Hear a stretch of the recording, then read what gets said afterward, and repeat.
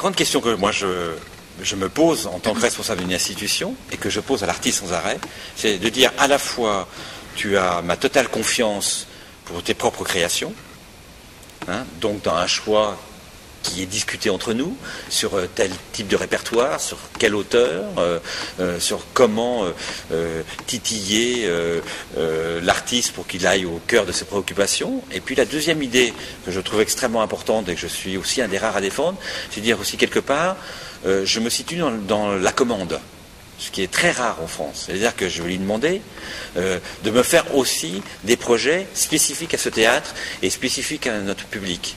Ce qui fait que, par exemple, la deuxième année que l'on travaillait ensemble, j'ai fait à la compagnie Arnica une commande de travail avec des amateurs, avec le Festival Lambronay, avec l'École nationale de musique, pour travailler un opéra baroque avec de la marionnette. Et c'est très étonnant parce que du coup, la résidence aussi pour moi, elle apporte un inconfort voulu, total à l'artiste, qui est de le mettre dans une situation dans laquelle il ne serait pas mis tout seul. Et du coup, de cet inconfort doit naître quelque chose de nouveau. Voilà l'intérêt pour moi à la fois d'accepter ses propres demandes qui vont me mettre moi dans un inconfort de spectacle que je n'aurais pas prévu au départ, et de mettre aussi l'artiste dans un inconfort de création. Voilà. J'aime bien ce rapport-là, cette dualité-là de commande et d'acceptation de son propre univers.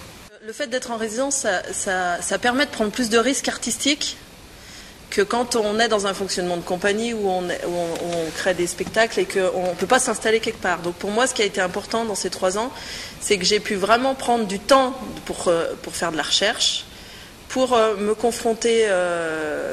le gros spectacle qui aboutissait les 3 ans de résidence, c'est donc le spectacle qui s'appelle Les Danaïdes, avec un texte d'Eschyle, alors que jusqu'à maintenant, je m'étais plutôt confrontée au répertoire contemporain, et plutôt à des petites formes, et que là c'était un grand texte du répertoire sur un grand plateau. Voilà.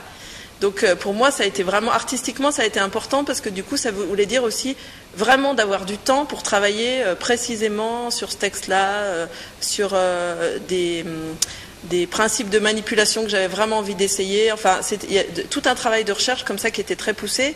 Et puis aussi tout un temps qu'on a pu avoir dans ce théâtre pour faire que de la recherche. C'est-à-dire des temps où on avait des salles sans avoir rien à montrer, mais juste pour chercher.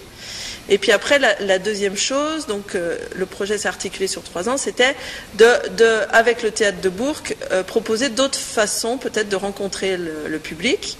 Donc avec l'opéra baroque, qui était un gros projet de mise en scène avec des amateurs. Donc moi, c'est un travail que j'avais jamais fait. Et puis un répertoire que je connaissais vraiment pas, parce que c'était vraiment pas ma culture de me confronter à ce genre de choses.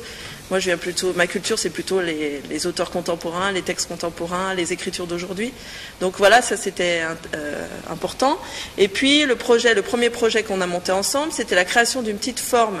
Et on a passé commande à un poète contemporain qui s'appelle Patrick Dubost, qui nous a écrit un texte, et on a créé une petite forme qu'on a tournée en décentralisation sur l'agglomération. Donc dans les bars, dans des petits lieux, voilà. Donc à chaque fois, c'est toujours la question du territoire et de l'art. Pour moi, c'est toujours en fait cet endroit-là qui m'intéresse, c'est d'avancer sur une démarche artistique, mais toujours que ce soit relié à la question du public, à comment on peut partager quelque chose, voilà, avec des gens qui peuvent aussi être éloignés du théâtre. Il y a des enjeux qui ne sont pas seulement artistiques, qui sont des enjeux politiques, tout simplement, de stratégie, qui sont des enjeux de public. Hein. Au fond, aussi, quoi qu'on fasse, on nous demande de remplir nos salles. Voilà. Et qu'il est toujours plus compliqué de remplir des salles avec de la marionnette pour adultes, déjà, parce que les gens se disent, ah, c'est quoi? Encore plus compliqué de remplir des salles avec de la musique contemporaine, par exemple, hein. Parce que les gens n'ont pas l'habitude de ça. On va tous vers le confort, on sait bien. Avec les Danaïdes, depuis, on a tourné dans d'autres théâtres en région. Et nous, quand on a joué ici, on a joué 4 fois, c'était plein tout le temps. Bon, c'était le parterre, donc 350 places, mais c'était plein tout le temps, on aurait presque pu en faire une 5e.